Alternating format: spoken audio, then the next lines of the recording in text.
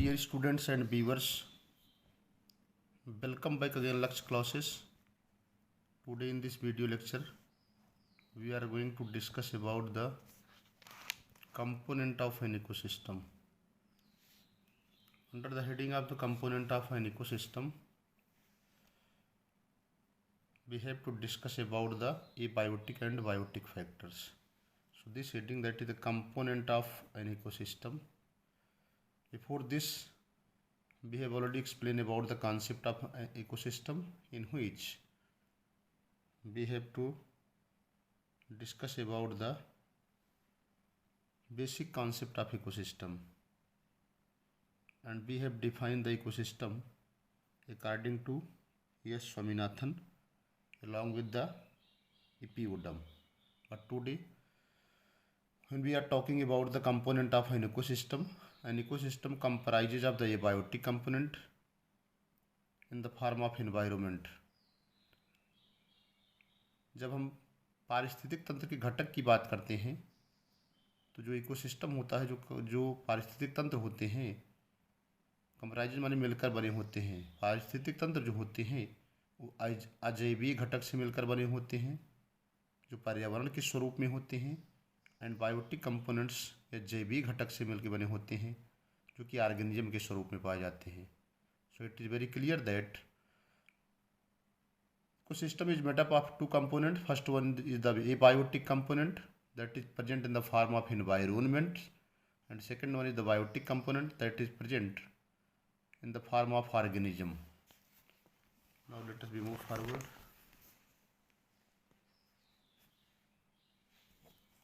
आगे बात करते हैं next. So it is very clear that there are two components. First one is the abiotic and second one is the biotic components. Now let us discuss about one by one about the abiotic and biotic environmental factors.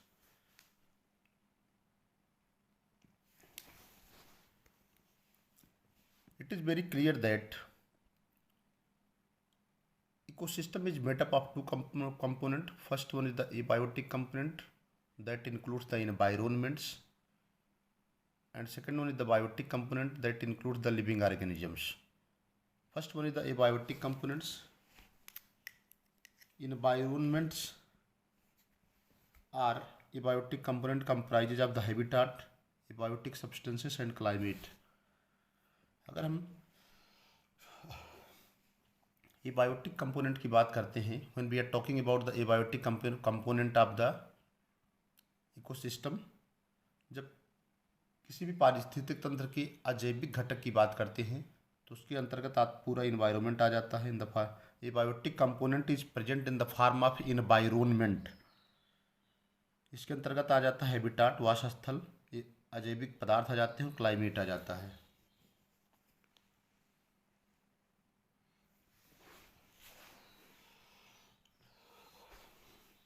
Habitat क्या है? It is the place where an organism live. यह ऐसा स्थान होता है जहाँ पर कोई भी ऑर्गेनिज्म निवास करता है. It is place which is able to sustain life. यह वैसा स्थान होता है जो किसी भी जीवन को सस्टेन यानी बनाए रखने में मदद करता है. एबल माने सक्षम होना, सस्टेन माने बनाए रखना, लाइफ माने जीवन.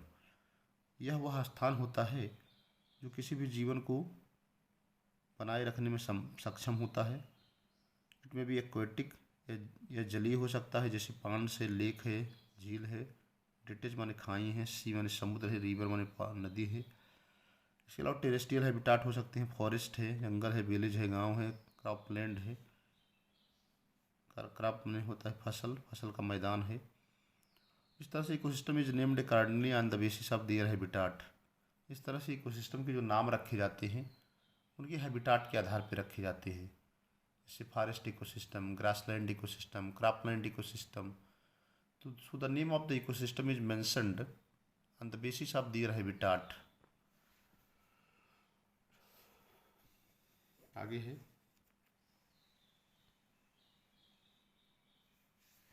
ये बायोटिक सब्सटेंस की अगर बात की जाए, we have discussed about the abiotic substance.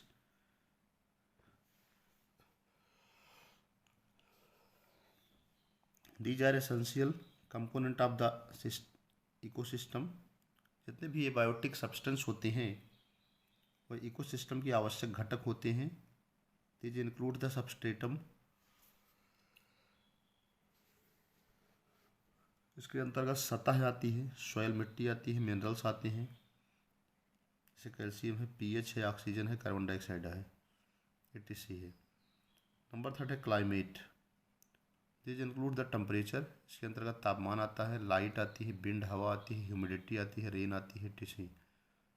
Abiotic component influences the distribution, behaviour and structure of organism. जितने भी एबायोटिक कंपोनेंट्स होते हैं वो किसी भी ऑर्गेनिजम्स की वितरण व्यवहार यानी डिस्ट्रीब्यूशन बिहेवियर और किसी भी ऑर्गेनिज्म की संरचना को जो है वो प्रभावित करते हैं.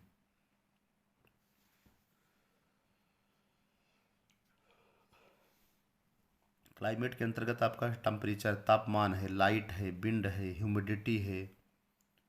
These are also comes under the heading of abiotic components. Under the third abiotic components that is the climate, and all of these influences the distribution behavior along with the structure of the organism. Now let us move forward. Second component है biotic components. अगर हम biotic components की बात करें, biotic मतलब होता है जैवीय. जैवीय घटक की बात करें तो बायोटिक कंपोनेंट इंक्लूड्स 3. जैवीय घटक के अंतर्गत 3 मुख्य आते हैं. नंबर 1 है प्रोड्यूसर, उत्पादक, कंज्यूमर, उपभोक्ता, डिकम्पोजर्स, अपघटनकर्ता. फर्स्ट वन है प्रोड्यूसर, जिनको हम ऑटोट्रॉफ भी कहते हैं. ऑटो माने सेल्फ, ट्रॉफ माने होता है, ट्रॉफ मीन्स होता है से नरिशमेंट, पोषण संबंधी.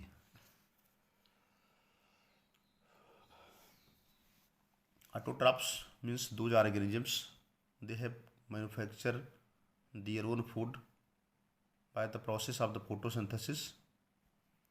ऐसे ऑर्गेनिज्म जो स्वयं अपना भोजन बनाते हैं उनको ऑटोट्रॉफ कहा जाता है. These are the green plants of the ecosystem. ये पारिस्थितिक तंत्र में पाए जाने वाले हरे पौधे होते हैं. With the help of chlorophyll, chlorophyll की मदद से green plants entrap the light energy of the sun. With the help of chlorophyll, chlorophyll की मदद से हरे पौधे जो होते हैं, सूर्य से हरे पौधे जो होते हैं, इंट्रैप माने फंसा लेना, फंदे में फंसा लेते हैं.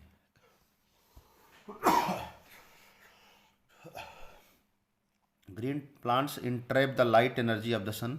जो हरे पौधे होते हैं वो सूर्य की लाइट एनर्जी को जो है इंट्रैप कर लेते हैं, अपने फंदे में फंसा लेते हैं.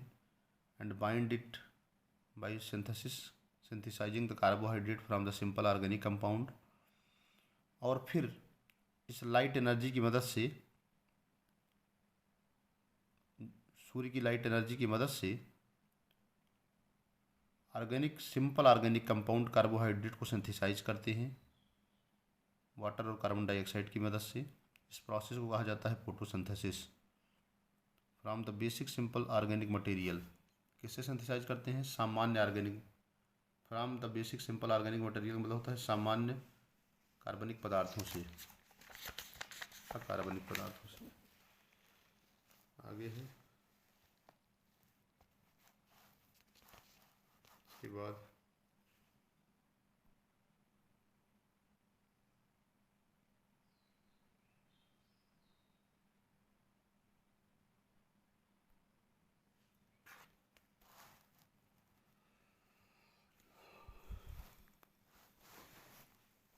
मतलब सिंपल इनऑर्गेनिक कंपाउंड से ऑर्गेनिक कंपाउंड को सिंथेसाइज कर लेंगे. तो सिंपल ऑर्गेनिक कंपाउंड कौन होंगे? Glucose. Plant form the complex organic compound. इसके बाद प्लांट्स जो है ऑर्गेनिक कॉम्प्लेक्स ऑर्गेनिक कंपाउंड बनाते हैं, जैसे स्टार्च है, प्रोटीन है, लिपिड्स है. सब नॉन ग्रीन बैक्टीरिया हैं जैसे कीमोसिंथेटिक बैक्टीरिया हैं, सिंथेसाइज करते हैं अपना भोजन कीमोसिंथेसिस के द्वारा. कीमो मीन्स होता है रासायनिक, सिंथेसिस माने संश्लेषण, रासायनिक संश्लेषण के द्वारा. From simple inorganic compound. तो साधारण इनऑर्गेनिक कंपाउंड से कीमोसिंथेसिस प्रोसेस के द्वारा। कीमोसिंथेसिस दो शब्द से बना है। कीमो मीन्स केमिकल यानी रासायनिक संबंधी, सिंथेसिस माने संश्लेषण करना। फर्स्ट हो गया प्रोड्यूसर। सेकंड आज बात करते हैं कंज्यूमर की, बात करते हैं।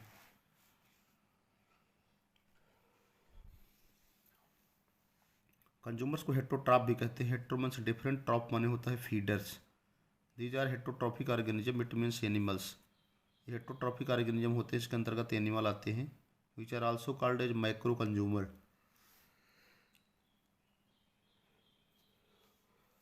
इनको माइक्रो कंज्यूमर भी कहा जाता है। These ingest their food, so they are called as phagotrophs. These ingest their food, ठीक है। इनको हेट्रोट्रॉफिक क्यों कहते हैं? क्योंकि ये प्रोड्यूसर के द्वारा बनाए गए जो भोज्य पदार्थ हैं उनका भक्षण करते हैं।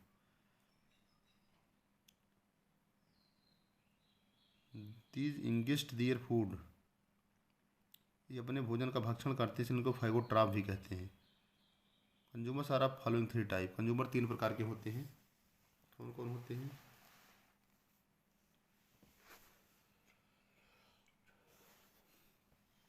फर्स्ट है herbivores are primary consumer. Herbivores माने शाकाहारी या प्राथमिक उपभोक्ता कहते हैं। दीज आर द एनिमल्स, ऐसे एनिमल होते हैं of the primary consumer of the ecosystem. ये पारिस्थितिक तंत्र के प्राथमिक उपभोक्ता होते हैं।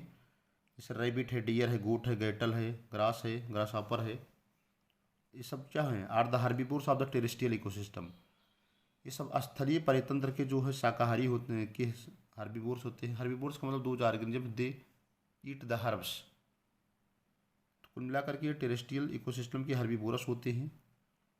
क्रस्टेशियन, मोलस्क, प्रोटोजोन और बहुत सारी फिशेस जो होती हैं ये हर्बीवोर्स होती हैं एक्वेटिक इकोसिस्टम्स की, यानी जलीय परितंत्र के जो है वो हर्बीवोर्स होते हैं। हर्बीवोर्स माने जो शाक का भक्षण करे, वनस्पतियों का भक्षण करे, वो हर्बीवोर्स होते हैं। तो प्राइमरी कंज्यूमर करते ही क्या है? प्राइमरी कंज्यूमर का काम ही यही है कि वो जितने भी वनस्पतियाँ होती हैं उनका भक्षण करते हैं प्रोड्यूसर, इसलिए उनको प्राइमरी कंज्यूमर या हर्बीवोर्स कहते हैं, शाकाहारी कहा जाता है।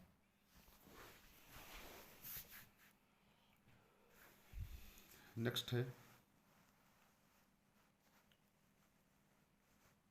Secondary consumers.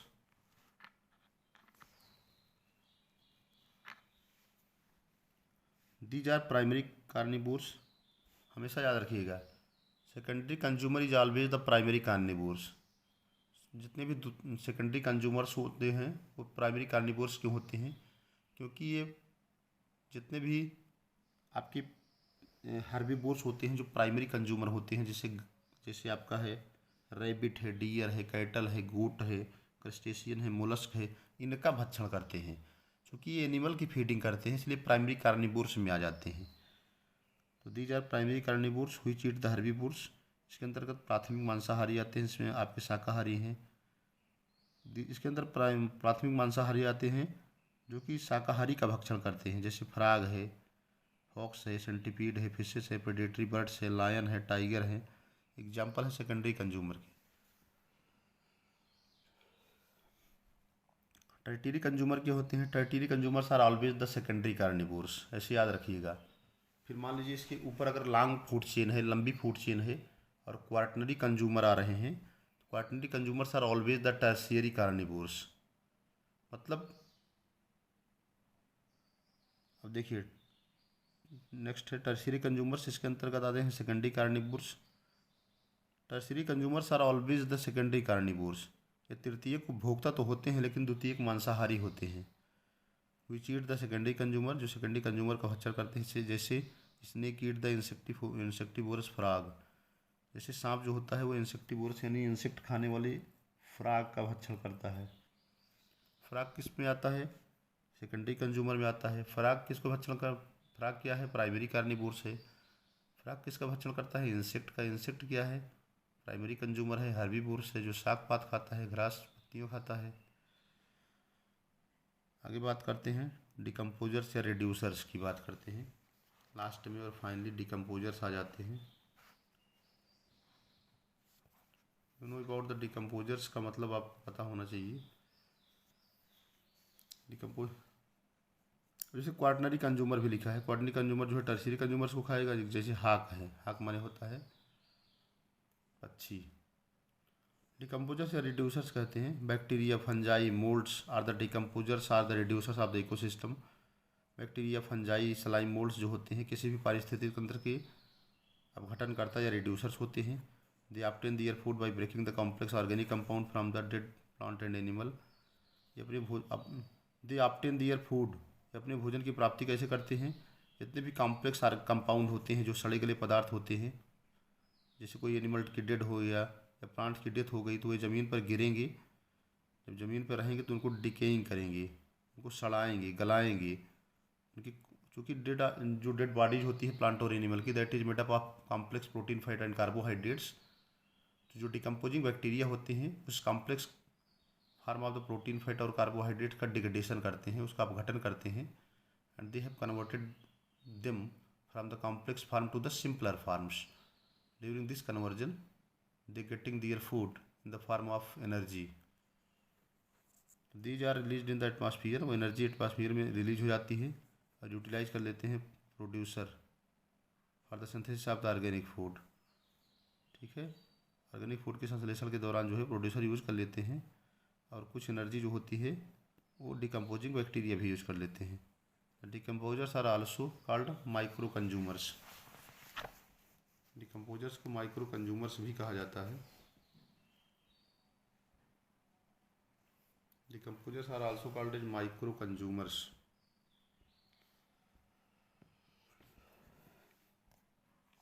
और इनको सेप्रोट्रॉप भी कहते हैं। These are also called mineralizers, and the breaking down of the complex organic compound into the simpler one is called mineralization. अब यहाँ पर आपको बहुत ज़्यादा नहीं, केवल मेन देखिए, छोटी छोटी चीज़ें जो लिखा गया बहुत ज़्यादा इसको देखना नहीं, ध्यान नहीं देना है। During conversion of the minerals also release. ठीक है, चूँकि ये कन्वर्जन करते हैं किसका? मिनरलाइजेशन इसलिए कहते हैं क्योंकि during conversion minerals also release during breakdown. Breakdown के दौरान मिनरल्स भी रिलीज होते हैं ना।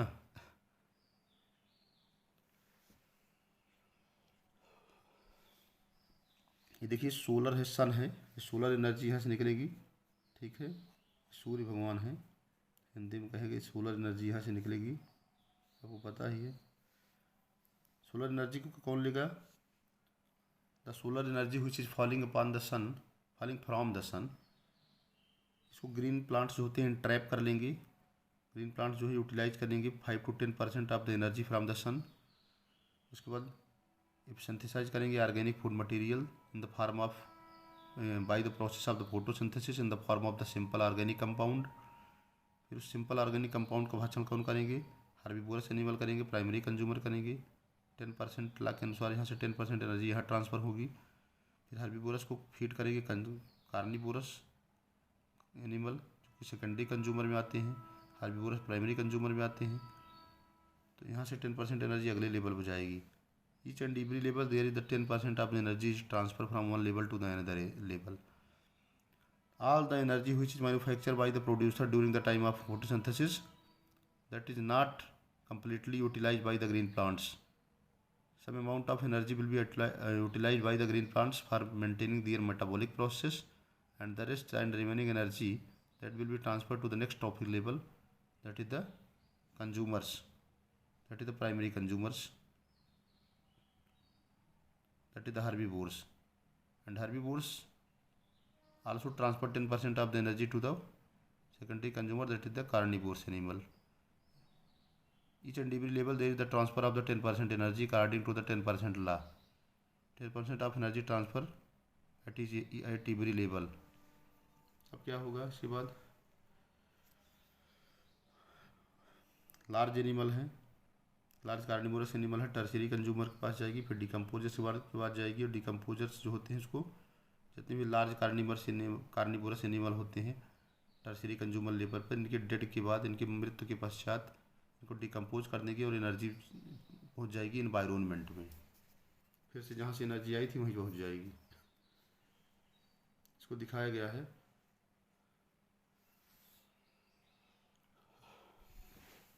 Food relation of various living organism in an ecosystem. Last में फोर्थ पॉइंट है ट्रांसफार्म्स। क्लार्क ने रिकॉग्नाइज किया था some forms of the bacteria transformer जिनको कहते हैं।